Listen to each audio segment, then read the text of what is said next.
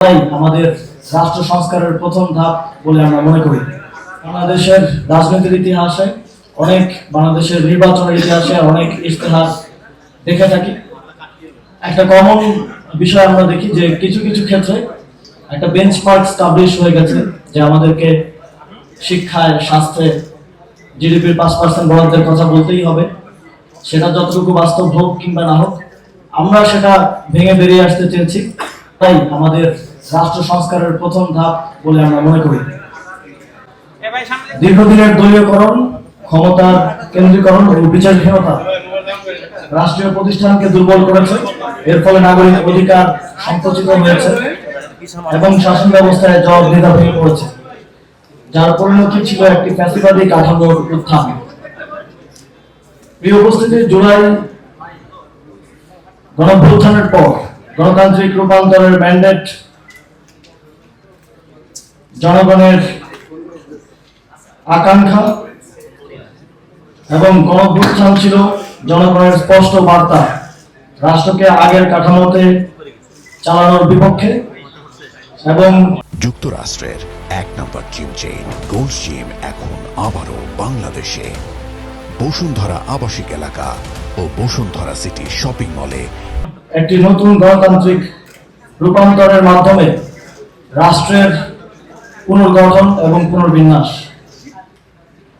জাতীয় নাগরিক পার্টি বিশ্বাস করে মৌলিক ও কাঠামোগত সংস্কার ছাড়া স্থায়ী গণতান্ত্রিক রূপান্তর সম্ভব নয়। সেকেন্ড রিপাবলিক কোনো স্লোগান নয়, এটি একটি জবাবদিহিতামূলক, অন্তর্ভুক্তিমূলক ও মানবিক রাষ্ট্র প্রতিষ্ঠার অঙ্গীকার।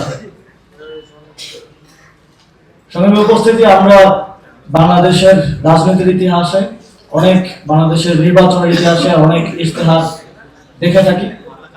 একটা কমন বিষয় আমরা দেখি যে কিছু কিছু ক্ষেত্রে একটা বেঞ্চমার্ক স্টাবলিশ হয়ে গেছে যে আমাদেরকে শিক্ষায়, স্বাস্থ্যে জিডিপির 5% বরাদ্দের কথা বলতেই হবে।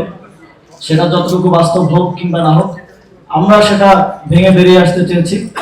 আমরা বাস্তবতার নিরিখে এই ইশতেহারের মধ্য দিয়ে আগামী 5 বছরে বাস্তবতার ভিত্তিতে যতটুকু বাস্তবায়ন সম্ভব এবং যতটুকু আমরা বাস্তবায়ন করতে পারবো বলে আমরা বিশ্বাস করি, ততটুকুই বাংলাদেশের মানুষকে প্রমিস করতে চাই। এবং আমরা কোনো অবাস্তব নাম্বার কিংবা কথা বলতে চাই না। আমাদের টেক্সট টু জিডিপি রেশিও 6.5 থেকে 7.5% এর মধ্যে বর্তমানে আছে।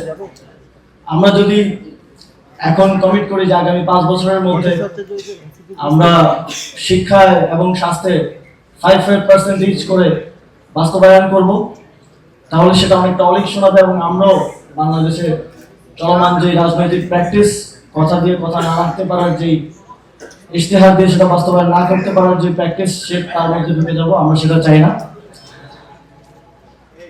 এই ইশতেহার জনগণের সঙ্গে দীর্ঘ কথোপকথনের ফল।